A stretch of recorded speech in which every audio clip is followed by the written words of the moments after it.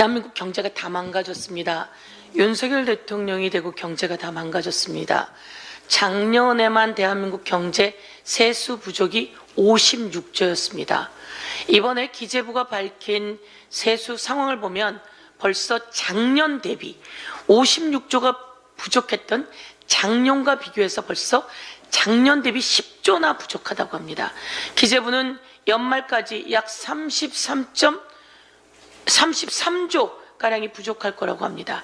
작년과 올해에 이으면 세수 부족이 90조 원이 넘을 것 같습니다. 대한민국이 왜 이렇게 됐습니까? 문재인 정부 시절 언제나 흑자가 났습니다. 문재인 정부에서 윤석열 정부로 넘겨주면서 세수가 60조 흑자가 나서 당시에 선별적 재난지원금을 윤석열 대통령이 실시했습니다. 그런데 이렇게 문재인 정부에서 윤석열 정부로 넘겨줄 때 세수가 60조나 흑자가 났었는데 지금은 작년 올해 거쳐서 90조나 적자가 나니 이 얼마나 어려운 지경입니까?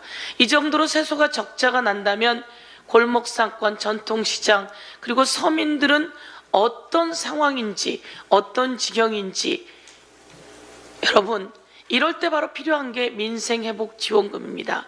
끊임없이 정부에 요구했습니다. 민생회복지원금을 전 국민에게 보편적으로 일시에 25만 원씩 지원하고 그것을 약 9월 정도에 모두 쓸 수 있게 문을 닫아버린다면 경제가 살아날 것이다. 그러니 민생회복지원금을 실시하자라고 요구했습니다. 그런데 윤석열 정부는 듣지 않았습니다. 그래서 총선에서 승리한 더불어민주당이 민생회복지원금 법안을 냈습니다.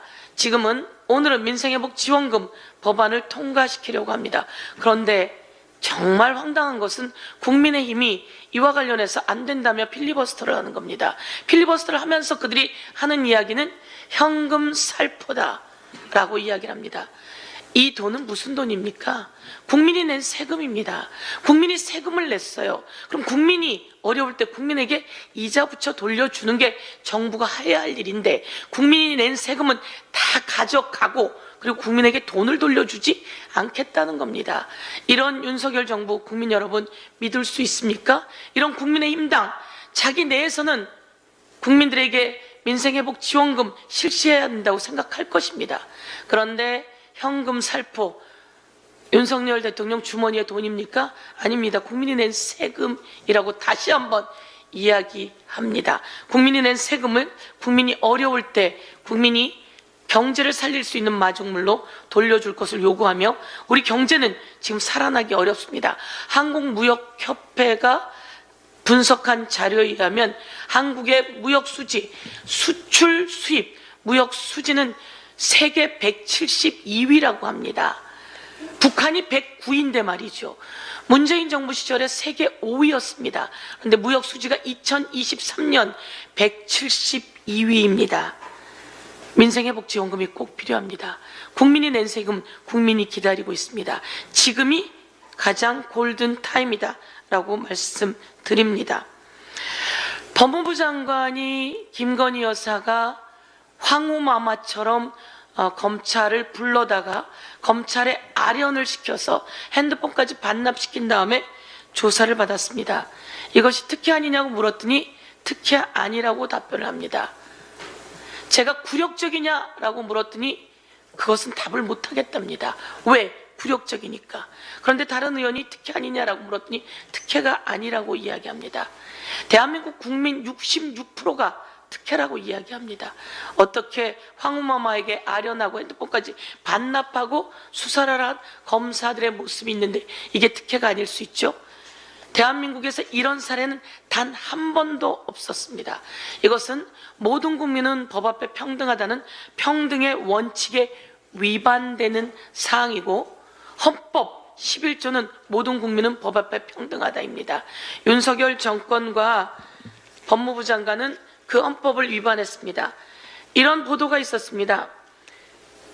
박성재 법무부 장관이 이야기를 했다는 겁니다.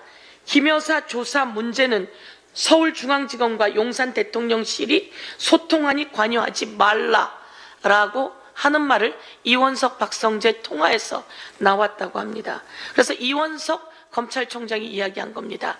이런 말 했느냐라고 물었더니 사실이라고 전제하기 어렵다라는 엉토당토하는 발언을 하면서 사실이 아니라는 말은 하지 못했습니다. 여기서 한 번 더 지적합니다. 박성재 법무부 장관이 이런 말을 해도 불법이고요.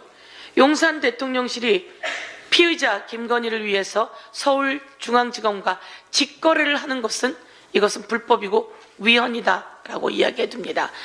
윤석열 대통령은 위헌을 한 것이고 그리고 용산 대통령실은 위헌한 행위를 한 것이니 이 사안은 탄핵 사유에 또한 포함될 수밖에 없다는 이야기도 지적하지 않을 수 없습니다. 이런 일이 일어나지 않기를 간절히 기대합니다.